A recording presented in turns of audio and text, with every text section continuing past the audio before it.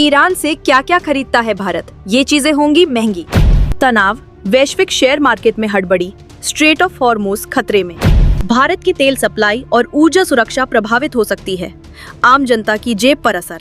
Iran और Israel के बीच बढ़ता पेट्रोल, डीजल, रसोई गैस और आयातित फल महंगे होने की आशंका। दुनिया अभी ग्लोबल सुस्ती से बाहर नहीं आई थी कि मिडिल ईस्ट से युद्ध की खबरों ने एक बार फिर वैश्विक बाजारों की नींद उड़ा दी है।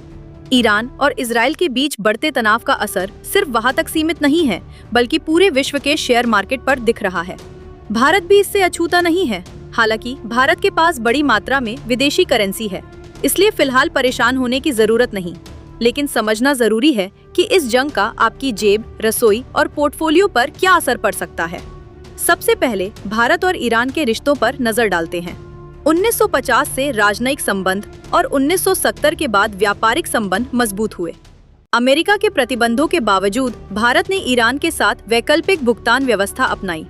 भारत के लिए ईरान ऊर्जा, समुद्री व्यापार और मध्य एशिया तक पहुंच के लिहाज से बेहद अहम है। यही वजह है कि भारत ने ईरान के चाबहार बंदरगाह में निवेश किया है। अब बात करें आयात की।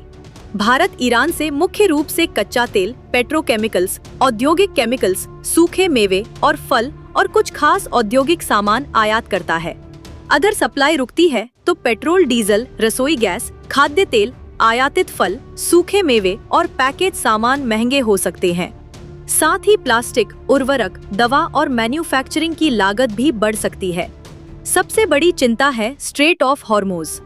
भारत की कच्चे तेल की जरूरतों का करीब 50% इसी रास्ते से आता है। अगर यह मार्ग ब्लॉक हो जाता है तो तेल महंगा होगा और भारत का आयात बिल बढ़ेगा।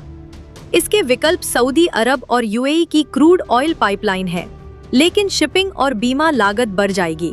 सीधे शब्दों में इस तनाव का असर आपकी जेब और रोजमर्रा के सामान पर पड़ेगा।